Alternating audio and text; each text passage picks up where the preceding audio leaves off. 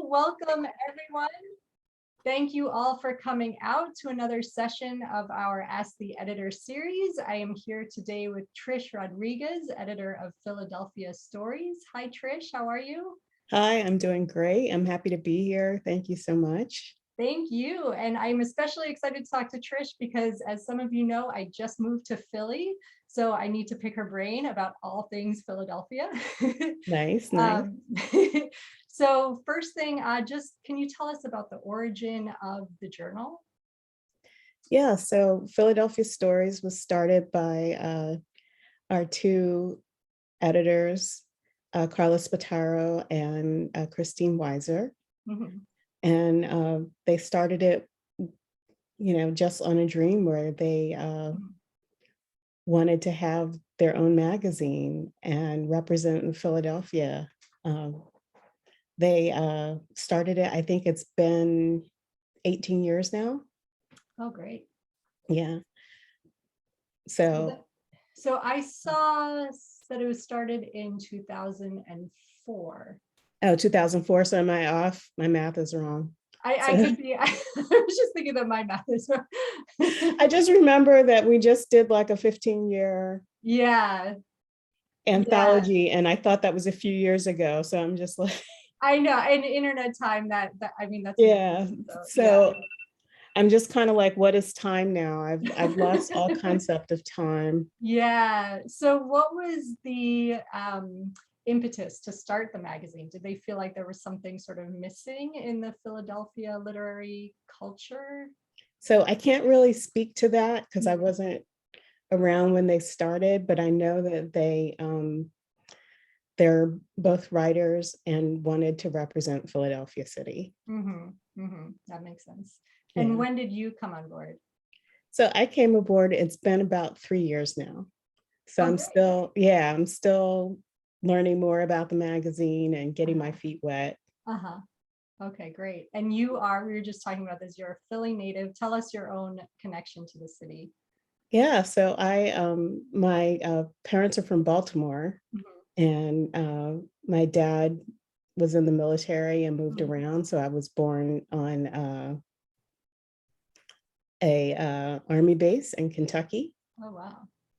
And he moved around, and when he separated from the army, he got a job with IBM and moved to Philadelphia. So, I was born in Kentucky, but when I was very young, my parents moved to Philadelphia. But I feel like I'm both like a Baltimorean and a Philadelphian because we would, frequently go between both cities, very often. I went to Philadelphia High School for Girls, which is still an all-girls high school, a public high school. And I think there are very few of those left. And I went on from there to University of Pennsylvania. So at Penn, I actually studied, I started off electrical engineering, hated it, was very miserable, and switched to systems engineering. So I got my degree in environmental systems engineering. Okay. And never worked in it. I met my husband as I was graduating at a sushi bar around the corner from, I had a part-time job at a marketing group. And I went out for lunch one day and he walked in at the same time and started chatting me up. Is this in Philly? Yeah, in Philly. It was around the convention center, before the convention center was developed. It used to just be a bunch of restaurants and houses. And, we met at a sushi bar and started dating that weekend, and we've been together ever since. Oh, wow. So, yeah, he took me wine tasting. So I say that. Wine tasting in Philly or? Yeah, just, at just outside in Bucks County. Okay. So. Yeah. So this is totally unrelated to lit mags, but I just have to ask, like, did he have like a line that he said that won you over in the sushi bar? This is So he said, no connection to lit mags, just a minor digression, just pure. right. He just started chatting me up, and I was kind of like, why is this guy talking to me? But for some reason, I gave him my number. He was like, oh, maybe we could get together for a cappuccino. Right. And we always laugh about that all the time, because I was like, not a drink or not dinner, but a cappuccino. And I'm a big coffee fan. So that probably is what did it for me. That won you over, the cappuccino. Yeah. So as a writer, I am a huge coffee drinker. Okay. Good for people to know if they ever contact you. Yes. Asking me out for coffee is gonna win me over. Oh, that's so sweet. So your connection to the city is strong. Yes, it's very strong. It's very strong. It's, he's a physician, and his offices are throughout the city. He's got a private practice. And I've been working for him as kind of an office manager, but then I've graduated to, I call myself director of special projects. Okay. So I made my own title. So it's pretty much like when something needs to get done, they dump it on me kind of thing. But that gives me a lot of time to write. So I'm able to, I edit as the fiction editor, and also the contest coordinator for Philadelphia Stories for the fiction contest. And are you a fiction writer? Yes. Okay, great. Yes. So how did you get involved with the magazine? Through Carla Spataro. So when I was in my MFA program at Rosemont, which is also just outside the city, I started reading for the magazine and helping out with the contest and that kind of thing. And the long-term fiction editor was looking to step down, and Carla Spataro asked if I would be interested in taking over. So I think, I was just like, yeah, sure, I'll do it. This is useful for our viewers, because I'm always encouraging people to get involved behind the scenes at a magazine and try to be a reader if they can. So can you tell us how you came to be a reader? Did you just reach out to them and ask if they need someone, or did somebody make that introduction for you? So I just happened to see a call that they were looking for readers. Okay. And just kind of reached out and was like, hey, I'd love to read. I'm a big Philadelphia person, and Philadelphia Stories just seemed like a good fit. I was also working for Rosemont's literary magazine, Rathala Review. And, there was a connection there between, because Carla is the MFA director at Rosemont. So, I knew about her magazine, and sometimes they would have events at Rosemont for Philadelphia Stories. So I just heard about it and just reached out and was like, hey, I'm available. I'd love to help. And, I think this is one of the opportunities that just kind of like stumbles into our lap. And I just said yes. So it's kind of like the power of yes. When you're just like, oh, do you want to do it? And you're just like, yeah, sure, I'll do it. Absolutely. Your tentacles are out for opportunities, and you just go. Yeah, definitely. That's great. Definitely. So, but I think that reading for magazines is a great way to see what people are writing. And also it improves your own writing, because you can see like what's working, what's not working, and the topics that are tried and true or, tired. That was actually going to be my next question. What were some things that you took away as a reader of the magazine? Yeah, you definitely see one thing, and I also teach. I teach at Rosemont in the fiction class, and I'm always telling my students stakes. A lot of times the stories just don't have enough stakes. There's not enough reason for the story to be told. And while some writers who are more well-known or experienced can kind of get away with that, as newer writers, you kind of need to have a reason for the story to be told. Yeah. Can you say a little bit more about that? Because I think that's really important and it's really interesting. And I don't always know that writers understand what that means because it comes up in workshop a lot, right? Like, what are the Yeah, stakes of the story? What's at stake for this character? And I don't know that it's always clear. Like sometimes I see, writers take notes and they go home like, oh, I got to raise the stakes, but we don't right. always know what that Right. means. So stakes aren't always life or death. It's pretty much what's important to that character Hmm. and Yeah. what can happen if they don't get it. Hmm. Yeah. So it can be internal, it can be external.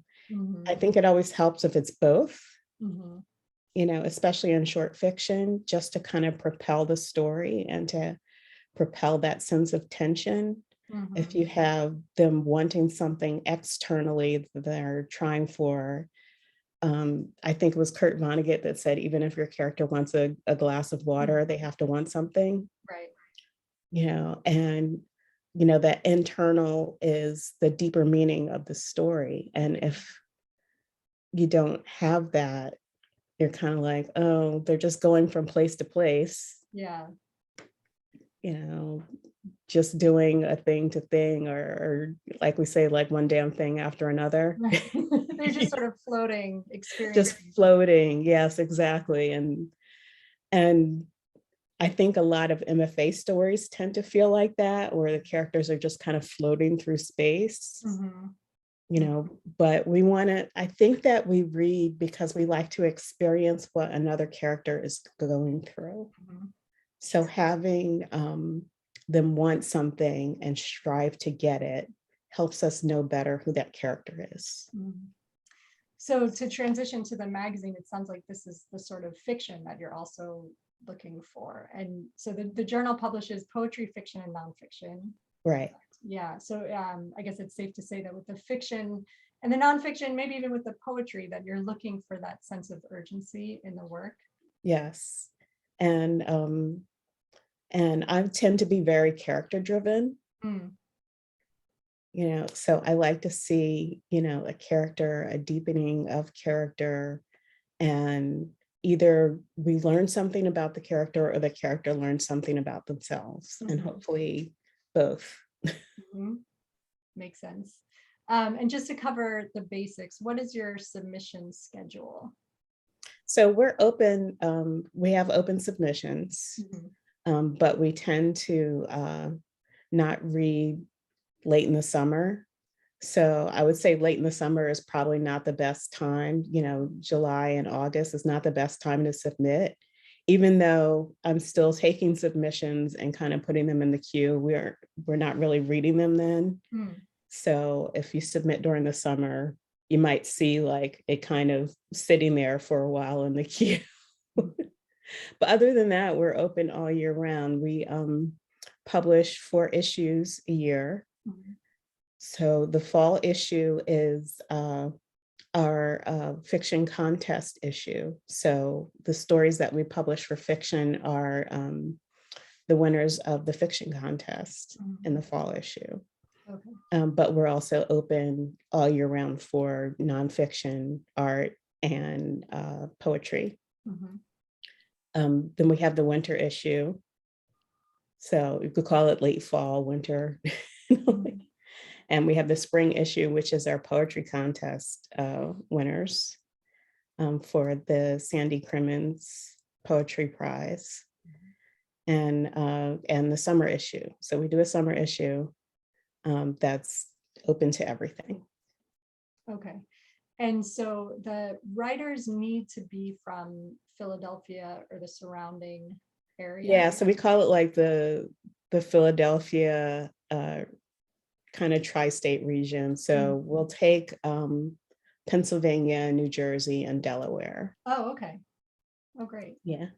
And So if people are kind of edging on Pittsburgh, we might kind of be like, but we technically will accept them, but thank God I moved here. yeah. Yeah.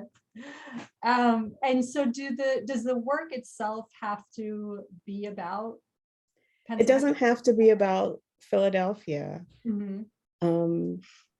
I think if the writer has a Philadelphia connection, Mhm. that's enough. So Mhm. rather than the story being about Philadelphia, the writer needs to have a connection to Philadelphia. Okay, but the story can take place anywhere. It can take place anywhere. So Okay. I actually myself write a lot of speculative fiction. Mhm. So while Philadelphia Stories tends to be more on the literary side, if I got a speculative story, I would consider it. And Okay, yeah. great, great. And so can you give us some examples of short stories that you publish that are exactly on par with what the magazine does, that you love them, you knew immediately that this was a yes? Can you tell us a little bit about those stories and why they were such a good fit for the journal? So the story that just popped to mind, and Mhm. maybe it's because it's most recent, is the recent winner of the McGlynn contest. It's called Uncle. And the author is, I believe, not from Philadelphia, though. But the type of story just really resonated with our readers and with our contest judge.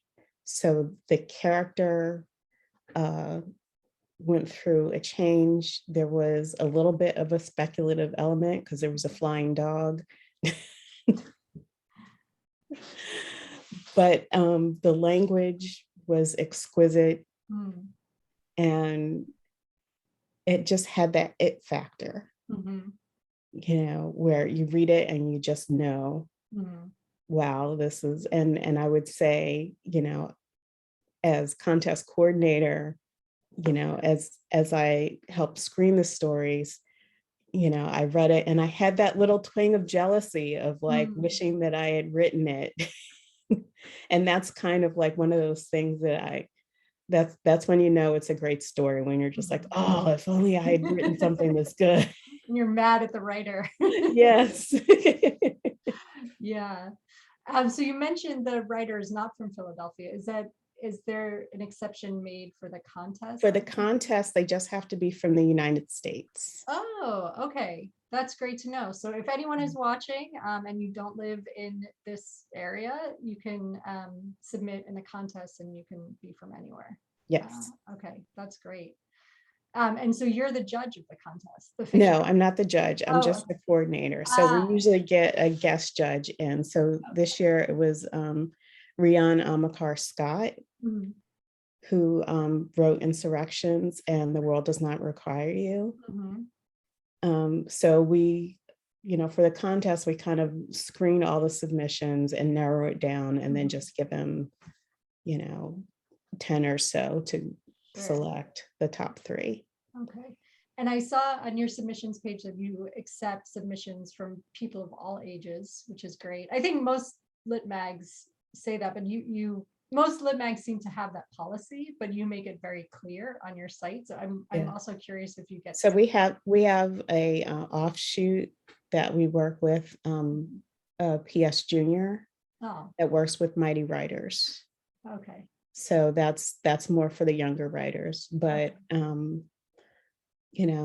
if we get a story from a young person, Mhm. that's a high school age or something like that, and it works, then yeah, I'm open to it. Yeah, that's great. Can you tell us what is Mighty Writers? I actually I saw a building that said Mighty Writers on it, and I thought it was really cool, but I didn't know exactly what it was. So it's an organization that supports young writers. Okay. And is it only Philly based or is it national? I think it's Philly based. Yeah. Okay, great, great. Um, so you guys, you do a lot. There's the journal, and you have conferences and retreats and Yes. workshops. So this is great for people to know. There's much more than only the journal. It's like a whole organization. Yes, we do a publishing conference in the fall, that's linked with our fiction contest. So the Marguerite McGlynn Fiction Contest, runs, it opens in January, and we select our winners for the fall issue. Mhm. And in coordinates with the fiction contest, we have the Push to Publish conference, where we have publishing events, and we'll have panels, and we'll have meetings with agents and editors that our attendees can set up, and panels just on how to get published in journals and in traditional publishing and self-publishing, that kind of thing. And then we also have the Lit Life in April, that's for poetry, our poetry conference. Oh, okay, that's great. So will all these take place this year, and are they hybrid or Zoom, or how's So that? this year, we just had our Push to Publish, and that was on Zoom. Mhm. And Lit Life, I think, is still up in the air because that's in April, so we don't Oh, know. right, okay, Yeah, okay. so hopefully that might be in person, but Yeah. And how is the coordinating for these conferences? Because it always, I'm really curious, it always seems incredibly stressful yeah. to put together a literary conference and manage. Yeah, so we set up a committee, and Philadelphia Stories is mostly volunteer run, Okay. and we have an events coordinator Mhm. that Lena Vaughn, that helps put a lot of this together, along Mhm. with our executive director and our editorial director, Christine Weiser and Carlos Bataro. And we set up committees that help put together the panels and Mhm.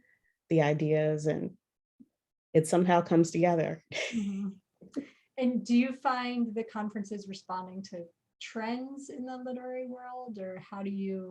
Yeah, we'll do panels that respond to trends, Mhm. and people tend to have a lot of interest in that. Okay. Yeah. How has the attendance been? It's been really good. That's great. Yeah. That's great. So do you see the organization growing? I imagine so, but I'm curious. Yeah, It must be very gratifying to see we're it. looking to grow and Yeah. expand our connection to the Philadelphia region, Mhm. um, and also expand our diversity. Mhm. We have a diversity and inclusion committee, Okay. so that we can try and be more representative of the Mhm. Philadelphia region. Mhm.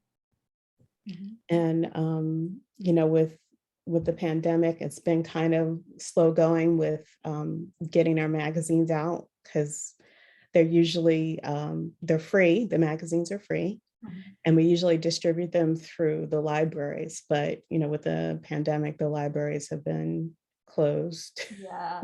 until recently. Yes, I've noticed. Yeah. Yeah. So, but usually you can find the magazines at different places. So if you're Mhm. interested in the magazine, it always helps to be on the mailing list, Okay.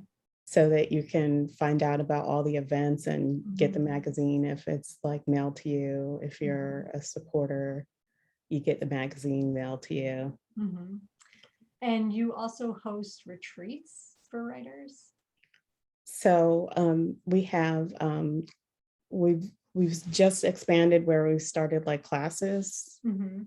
but regular retreats is more other programs. Oh, okay. So I also saw that, I saw the conferences and retreats and workshops. Is the workshops part of Philadelphia's? Yeah, so Philadelphia Stories, we've had a couple of classes, the Mhm. master classes. That's great. Yeah, so we've had our editorial board members teaching some of the master classes. Mhm. Mhm. And are these fiction, poetry, nonfiction? Yeah. Yeah, Mhm. that's Yeah, great. so we like to see what the interest is out there for classes, and Mhm. we had one on the haiku, or writing small forms, that was very popular. Uh-huh. So going back to submissions to the journal, I know a lot of people worry if they've not been published before, whether the magazine is going to give them like a fair shake. I think sometimes people feel intimidated that they need to like list all these credentials in the cover letter. So can you tell us a little bit about what you want to see in a cover letter, and if somebody has never been published before, if they should just say that plainly in the cover letter? So if you've never been published before, you can say that or not. I'm one of those where I almost don't read the cover letters. Mm-hmm. So the way we read is we read our submissions anonymously. So I get the submissions and I send them to the board without any identifying information. So the board then, votes and discusses, what they think about the piece. So the writing really has to stand on its own. Mm-hmm. So in terms of cover letter, I would say, don't worry about it. Just say like the simplest, straightforward bio. Don't try and be too cutesy. In fact, writing a whole long list of publications is almost a turn off. Mm-hmm. It's just like, oh, I We don't get want it. to see all that. We get it. Yeah. But a short, sweet, and simple bio, and here's my story. Mm-hmm. You don't have to thank me because I'm doing my job. Mm-hmm. And that's it. Whether or not you have publications or not, it doesn't matter. It doesn't matter to me. It could be like really exciting to publish someone for the first time. Mm-hmm. So, it doesn't really matter. The writing just has to stand on its own. Mm-hmm. Great. And are you seeing certain recurring trends in the submissions that you get? So I did see a lot of people squeezing in COVID stories or COVID threads into stories that don't really need it. Oh, interesting. Can you give an example of that? So, I don't want to call out any specific stories, Sure. but, there certainly would be, a story about, one thing, and then there's, oh, and there's COVID, Right. which I think the pandemic is also new. Mm-hmm. It's kind of difficult to see how it's going to, how to navigate mentioning the world that we're living in, because it's, what's the word? It's difficult. Yeah. And we're still trying to figure it out. Yes, raw. Somebody just said raw. That's the perfect word. That's just what I was looking for. It's also raw, and it's almost like with creative nonfiction. If you write an essay and you're too close to it, it tends to not land as well, because of that proximity. You need a little bit of emotional distance from something. It's also so universal. That's something that I struggle with when I'm trying to write about it, that everybody has, we've all experienced it differently, of course, but we've all experienced it. So do you need to explain certain things? Or can you just take it as a given that the reader is going to know what lockdown is and what hand sanitizer? So how much, you don't want to repeat information that the reader has already been inundated with, but you also want to explain the world like any fiction writer needs to. So it is a really tricky balance. Yeah, exactly.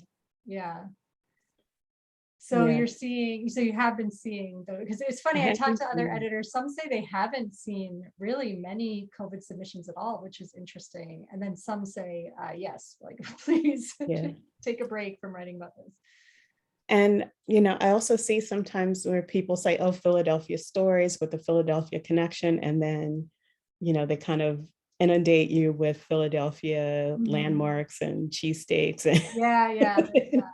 Which is, you almost want to say, do you really live in Philly? Because The true sandwich is the roast pork sandwich with Oh, is that sharp right? provolone. Yeah. Oh, good to know. Good That's to what you have to try it try. too. You have Yeah. to try from Okay. John's Roast Pork over in South Philly. Oh, great. It's on Passyunk. I think it's Okay. Passyunk or Snyder. I'm sorry, it's on Snyder. Uh-huh. And it's a roast pork sandwich with sharp provolone. And you get it with a broccoli rabe, and it's to Whoa, die for. that sounds amazing. Yeah. So it's, everybody has their favorite cheesesteaks, Right. or their favorite tasty cake. You'll see like at the convenience stores, the tasty cakes. Oh yeah, I've seen that. Yeah. Yeah, that you don't see outside of the Philadelphia area so Oh, that's much. funny. It's definitely a Philadelphia thing.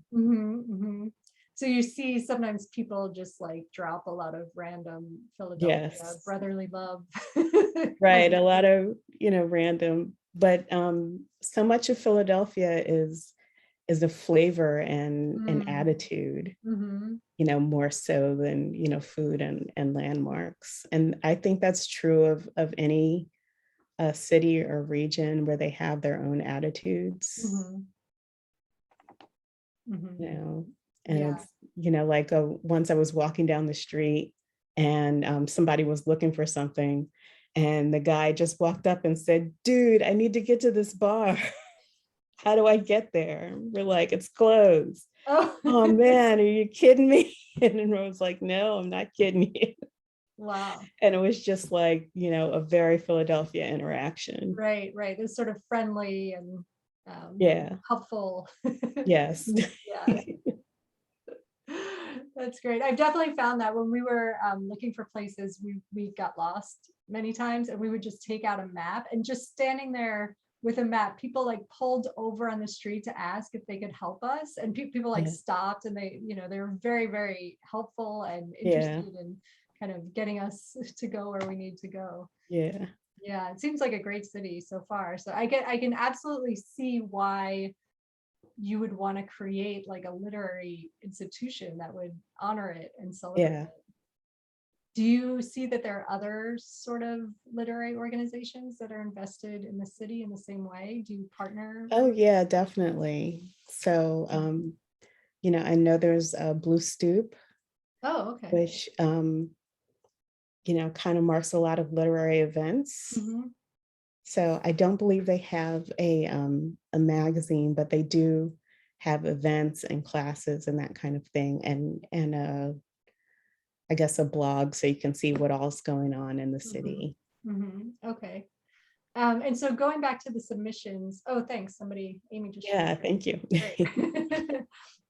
And by the way, if anyone has any questions, feel free to type them into the chat. We'll work them into the conversation. So for the submissions, is there anything that you really don't want to see in the submissions? The usual go-to obvious, like the editors often say they don't want to see excessive violence, hatred, things like that. So I would take that as a given, but also like, are there sort of like literary tropes that you see often that you just like maybe are tired of, or you want to see people do them differently? So kind of like I was saying earlier, that experience where people are just kind of milling through life and nothing is happening. Yeah. I tend to not really enjoy those stories. I know that there's like a slice of life kind of genre, but I really want there to be a deepening of character or a purpose. So I know people say like those MFA type stories. I also do. I am not a fan of purple prose. So if the prose is, and purple prose, for those of you who don't know, is excessively flowery, overly written prose, is kind of a turnoff to me. Yeah. Because it doesn't feel like a natural voice. So I know that voice is one of those things that, people feel, oh, well, how do I get a voice for that kind of thing? It's once you have it, and, I tend to find that purple prose tends to not be natural. you can have beautiful language, and still not look like, a thesaurus threw up on the page. You know, Yeah. that's all. But, that being said, I really like a beautiful story, and I don't want to see, just somebody trudging along. I certainly don't want to see, the obvious, anything like, racist or, I even, those racist characters, Yeah. um, it has to be done really well. Mhm.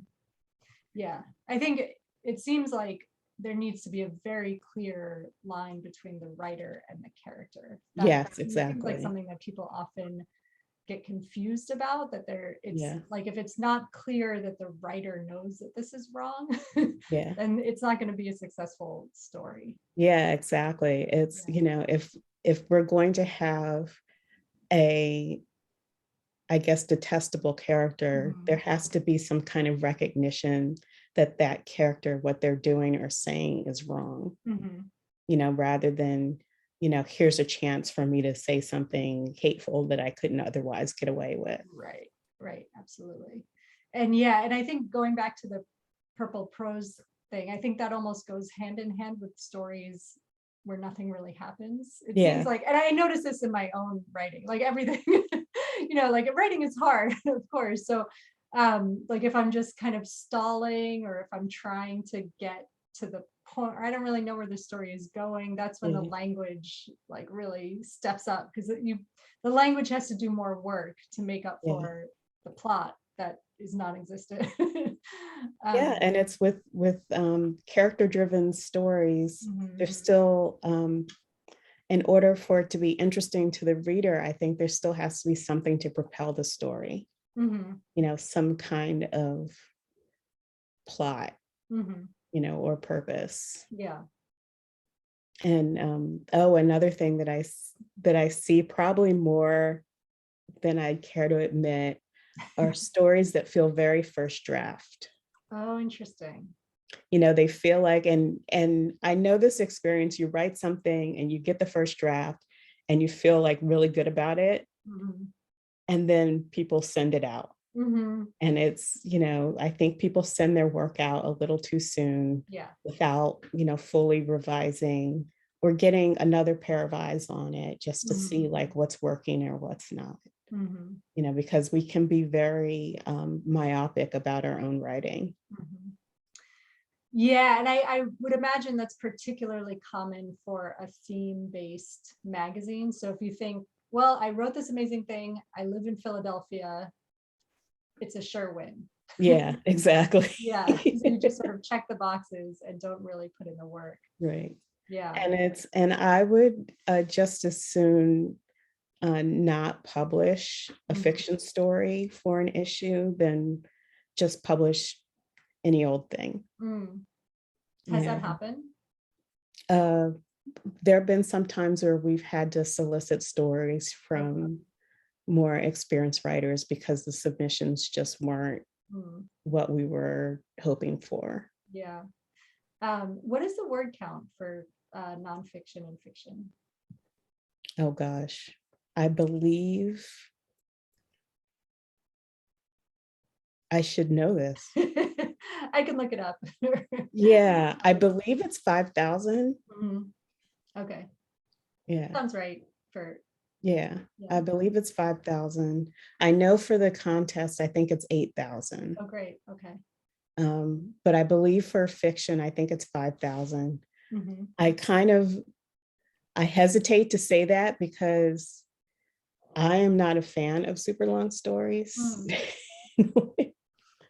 Only because the super long stories, they tend to need to be edited down. Mhm. Yeah.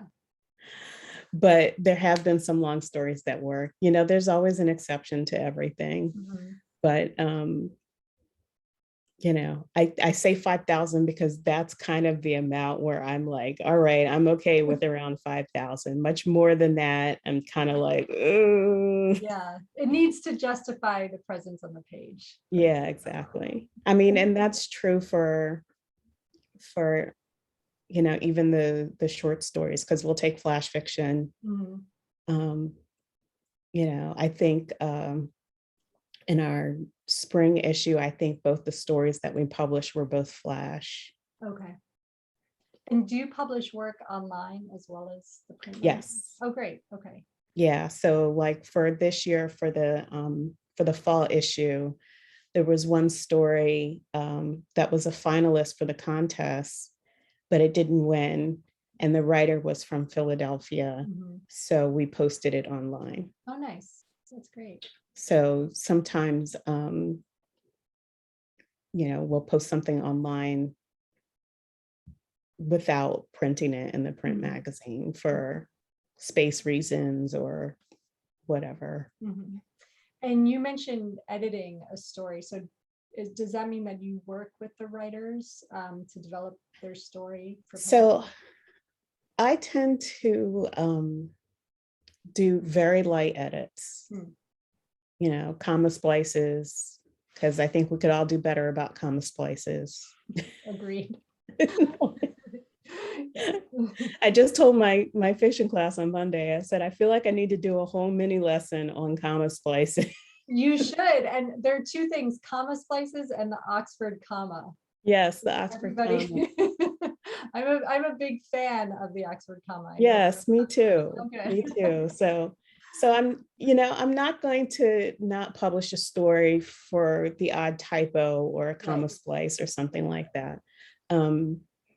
And sometimes there might be like a line or a paragraph here or there that could, for clarity or something that could be, I might suggest, hey, maybe, this would work a little better without this, or you just need a little, but I do very light edits and always working with the writer so that they're happy with whatever suggestions I make. So I won't, just edit and publish. It's just, they're always suggestions. If there's something that they feel strongly about, I definitely will listen to their reason and, we'll come to an agreement on what works. But I won't accept a story if it needs a lot of edits. Okay, so it should be ready to go. It should be ready to go. Okay. And it's, nobody's Jesus, so it doesn't have to be perfect. So don't sweat it if you come across like, oh, I misspelled this word here or there. That's okay. It happens, as long as there aren't a whole lot of errors, grammatical or spelling or anything like that. But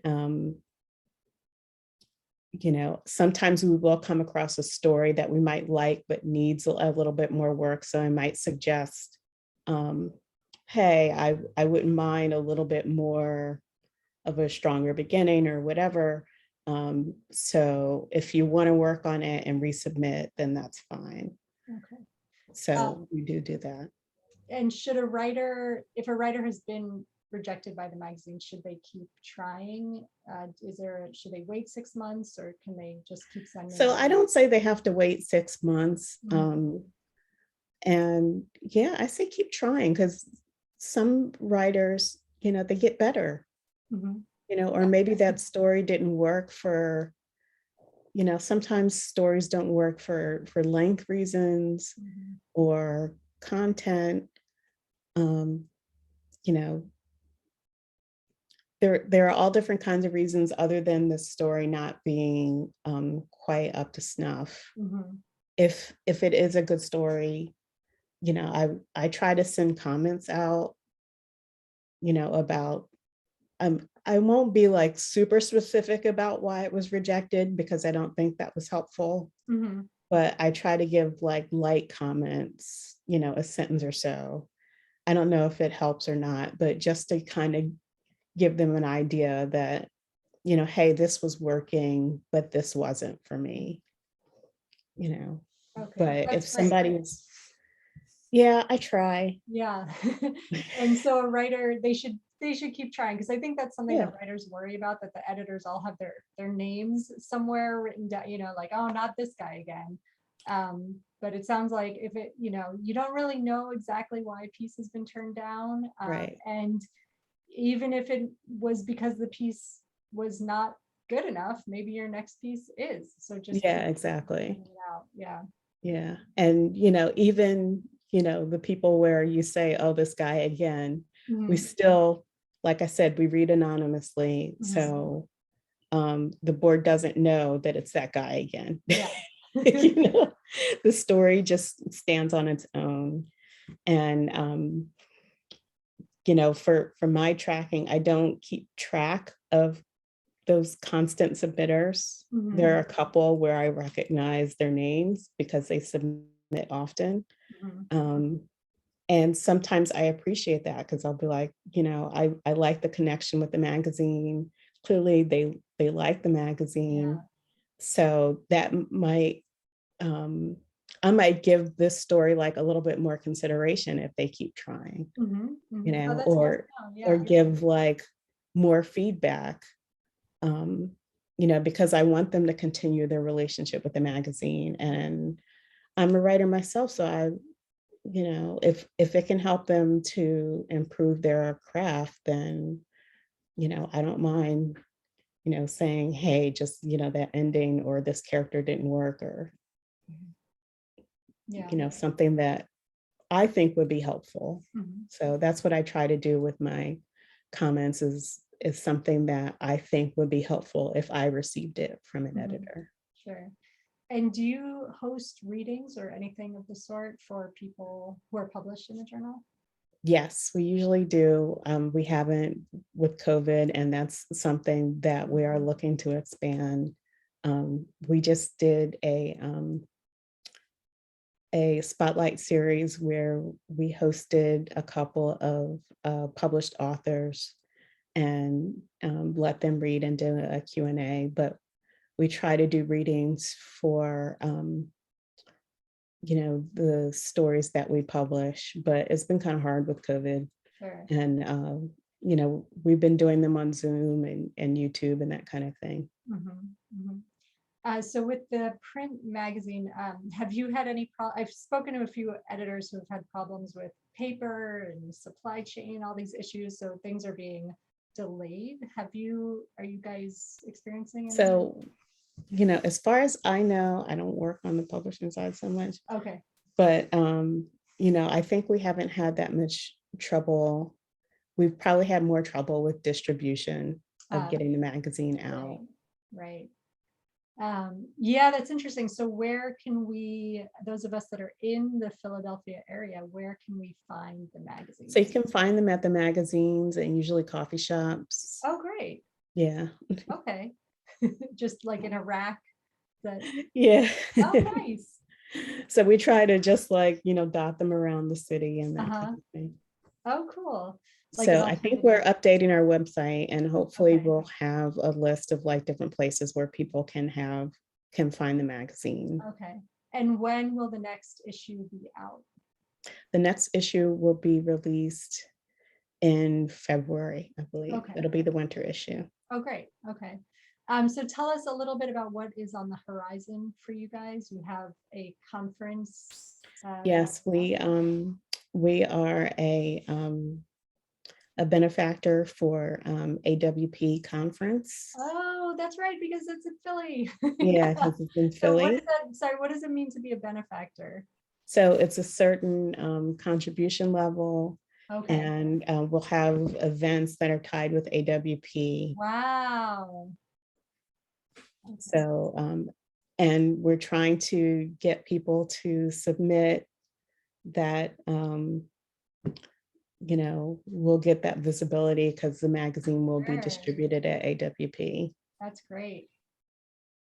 And AWP is in March or Yes, it's at the it's end in of March. March. Okay, so people should look out for that. For if you're planning to attend AWP, I think this year it's going to be hybrid. Is that or all online? Yeah, I think so. Okay, so people should look out for events hosted by Philadelphia Stories. I would that they were all in person. That would be amazing. It's Yeah. such a shame, like that it's finally coming to Philly. And but at the very least, attend a Zoom reading. or some kind of event. So keep eyes out for that. And it sounds like your winter issue will be out in February. Yeah. Okay. So our winter issue, which is still open for submissions, Okay. will be distributed at AWP. So. Oh, great. Okay. Yeah. So if you submit now, you'll get that big AWP audience of millions and millions of writers. Yeah, we're still open. We're open until I believe December 15th or 17th. Okay. Nice. For that winter issue. Mm-hmm. Okay. And so where can people find you to submit and to learn more about the magazine? So you can find us at philadelphiastories.org. Okay. And we also have a pretty good presence on Facebook. And we're building up on Twitter. I know a lot of people are like, Twitter, I don't know, but Twitter is great for literary connections. It really, yeah, that seems to be the spot for. That's how you found me. So there you go. Reluctant Twitter users. That's right. And is it, so the Facebook page is just Philadelphia Stories and the Twitter is at Philadelphia Stories? Okay. Yes. Fabulous. Well, this is great. Thank you so much for taking the time and good luck with everything. I hope you get a lot of new submissions from this and new readers, new subscribers. Thank you. And thank you for your time and good luck settling into Philadelphia and enjoy it. If you have any questions, you can email me. Thank you. Oh, I will. I'm sure I will have questions, but I do love the city so far. So yeah, good. Don't forget John's roast pork. Okay. I might do that later today. Yeah. Well, thank you so much. All right.